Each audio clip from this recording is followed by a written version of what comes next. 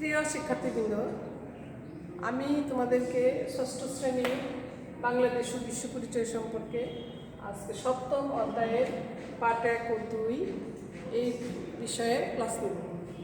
তোমরা সবাই মনোযোগ সহকারে ক্লাসটি শুনবে।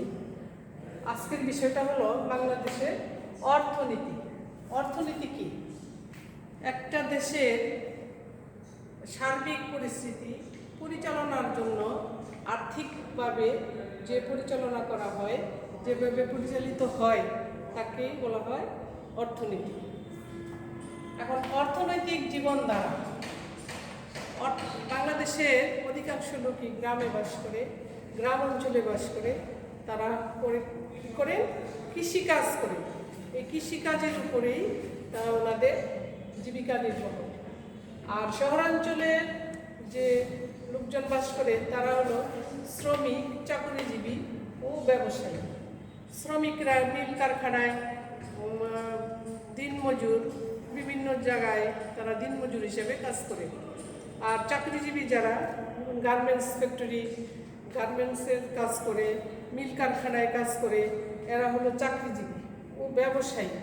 ব্যবসায়ীরা ছোটোখাটো মুদি দোকান বা বিভিন্ন রকম বাজারে কাঁচা মালের ব্যবসা, বিভিন্ন রকম মুদি দোকানে কাজ করে, এরা হলো ব্যবসায়ী। বাংলাদেশের গ্রামীণ অর্থনীতি।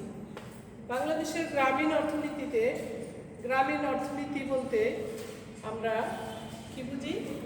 গ্রামের থেকে, গ্রামে বা যারা বসবাস করে তারা যে বিভিন্ন উপায়ে টাকা পয়সা উপার্জন করে, যেমন কৃষিকাজ করে, শাকসবজি বুনে, ধান উৎপাদন করে, আরও নানাভাবে তারা কাজ করে।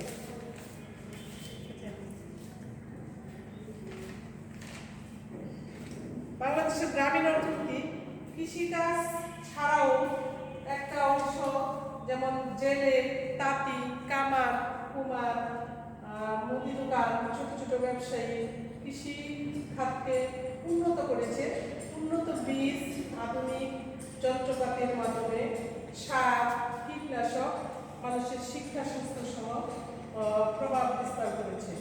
গ্রামীণ অর্থনীতির গুরুত্ব, গ্রামীণ অর্থনীতির গুরুত্ব অনেক বেশি। পূর্বকালে মানে ইতিপূর্বে গ্রামীণ অর্থনীতির থেকেই টাকা পয়সা উপার্জন করে মানুষ তাদের সংসার পরিচালনা করত। এখনও আমাদের জাতীয় অর্থনীতির মূল ভিত্তি হিসাবে কাজ করছে কৃষিকাজ। বাংলাদেশের শহরে অর্থনীতি প্রায় 30% লোক গ্রামে বাস করে এবং ওনাদের জীবিকা নির্বাহ কৃষিকাজের উপরই নির্ভর। গ্রামে শিল্প শহর নারায়ণগঞ্জ ও খুলনায় বসবাস করে। কিন্তু গ্রামে শিল্প শহর নারায়ণগঞ্জ সহ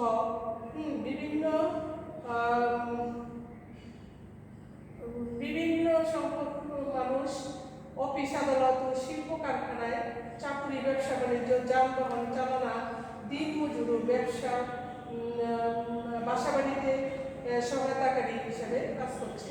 শিল্পপতি, ব্যবসায়ী, চাকরিজীবী, পেশাজীবী, শ্রমিক, দিনমজুর ইত্যাদি লোকগণ সবাই মিলে এই শহরে অর্থনৈতিক জীবনকে সচল রাখে। শহরের অর্থনীতির গুরুত্ব। শহরের অর্থনীতি শিল্প, কারখানা ও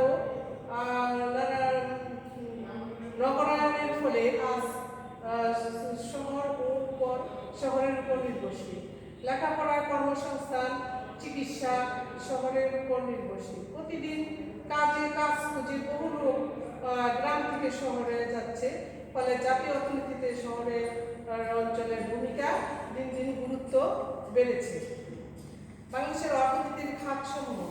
অর্থনীতির খাতগুলি হলো যেমন কৃষি, শিল্প, ব্যবসা বাণিজ্য ও সেবা খাত। কৃষির উপরে 80% লোকই নির্ভরশীল। এই কৃষি খাত থেকে যে আয় হয় তা দিয়েই তাদের সংসার বা পরিবার পরিচালনা হয়। আর হলো শিল্প। ছোটোখাটো শিল্প থেকে গ্রাম অঞ্চলে, আর বড় শিল্প হলো শহর অঞ্চলে। এই সমস্ত শিল্প অঞ্চলে কর্মীরা কাজ করে মিল কারখানায় এবং গার্মেন্টস ফ্যাক্টরিতে কাজ করে তাদের জীবিকা নির্বাহ করে। ব্যবসা বাণিজ্য, বড় ধরনের ব্যবসা শহর অঞ্চলে, আর ছোটোখাটো ব্যবসা বাণিজ্য গ্রাম অঞ্চলে। এই ব্যবসা বাণিজ্যের মাধ্যমে তাদের পরিচালনা মানে অর্থ উপার্জন করে তাদের সংসার পরিবার পরিজন নিয়ে সুস্থ জীবনযাপন করছে। আর সেবা খাত যেমন হাসপাতাল, স্কুল কলেজ মাদ্রাসা, এই সমস্ত সেবা খাতে যারা সেবা করছে তারাও অর্থ পাচ্ছে, এবং যাদেরকে সেবা দিয়ে কাজকর্ম শিখিয়ে তাদের লেখাপড়া শিখিয়ে উচ্চশিক্ষিত করছে এই সেবা খাতে।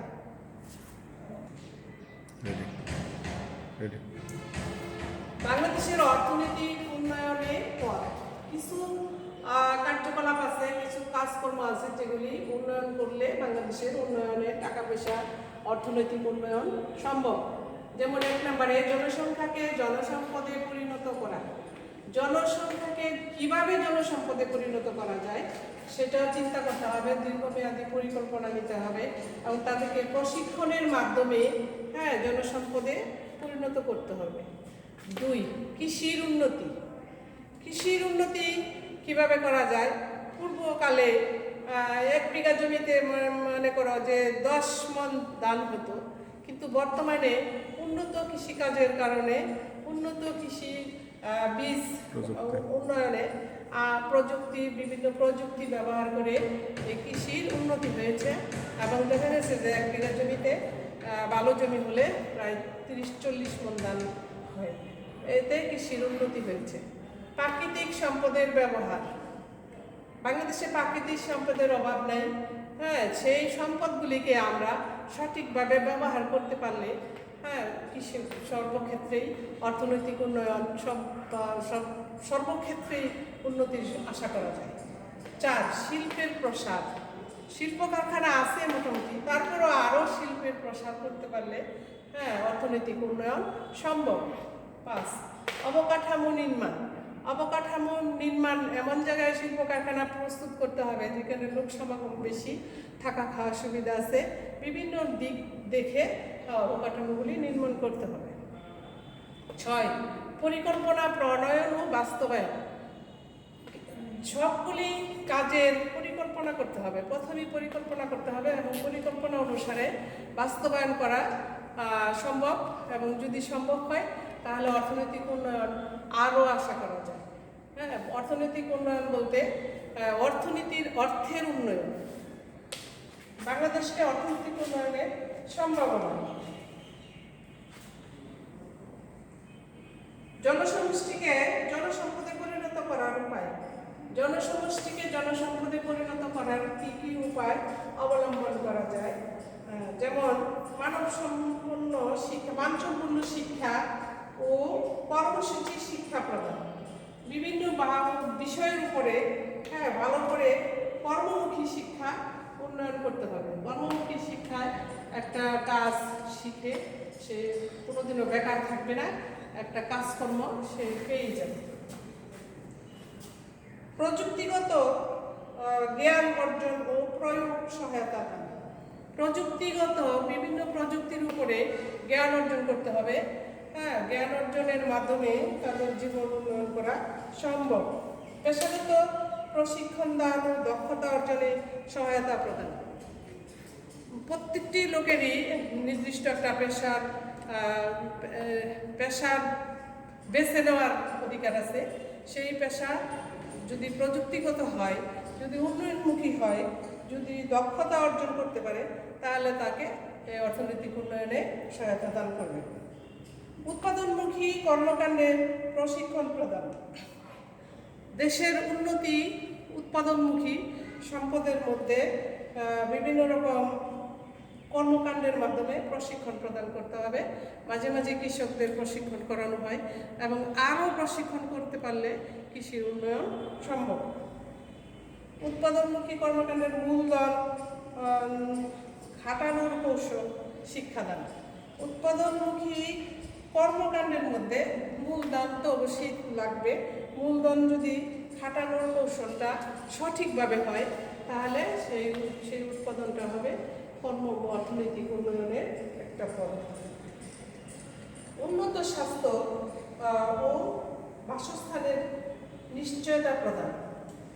যে কর্মীগণ মিল কারখানায় কাজ করবে, ব্যবসা বাণিজ্য করবে, তাদের অবশ্যই স্বাস্থ্য ভালো থাকতে হবে এবং তাদের স্বাস্থ্যসম্মত বাসস্থানের ব্যবস্থা থাকতে হবে এবং এই সমস্ত বাসস্থান বা পরিষ্কার পরিচ্ছন্ন রেখে এবং স্বাস্থ্য ভালো থাকলে সব কাজই উন্নত করা সম্ভব। স্বাস্থ্য এবং উন্নত স্বাস্থ্য বাসস্থানের নিশ্চয়তা প্রদান করতে পারলে এটা অবশ্য সরকারেরও করতে হবে এবং জনগণেরও করতে হবে। এই ব্যবস্থার উদ্ভাবনী ক্ষমতা বিকাশের সহায়তা। উদ্ভাবনী মানে নতুন নতুন কোনো কিছু সৃষ্টি করা, তৈরি করা। এই নতুন কিছু সৃষ্টি করতে পারলে, যেটাকে বলে সৃজনশীল, হ্যাঁ, করতে পারলে উন্নত দেশের উন্নতি সম্ভব এবং উন্নয়নে, অর্থনৈতিক উন্নয়নে পথ সুগম হবে। ব্যাপক কর্মসংস্থান সৃষ্টি। মানুষ যাতে বেকার না থাকে তাদের জন্য কর্মমুখী শিক্ষা ব্যাপকভাবে তাদের পরিচালনা করতে হবে এবং বিভিন্নভাবে জনসমষ্টিকে মানব সম্পদে পরিণত করার উপায় হিসেবে কাজ করবে। এগুলির মধ্যেও আমরা বলবো যে তোমরা বাড়িতে কিছু এগুলি দেখবা, এই কাজগুলি দেখবা এবং কিছু কাজ করবা, কিছু কাজকর্মের মাধ্যমে কিছু বাড়িতে হাতের কাজ করার মাধ্যমে তোমাদের এই ক্লাসটাকে উন্নত করার চেষ্টা করবো। তাহলে আজকের মতো আমরা এই পর্যন্তই সমাপ্তটা নিই। খুদা হাফেজ, সবাইকে ধন্যবাদ।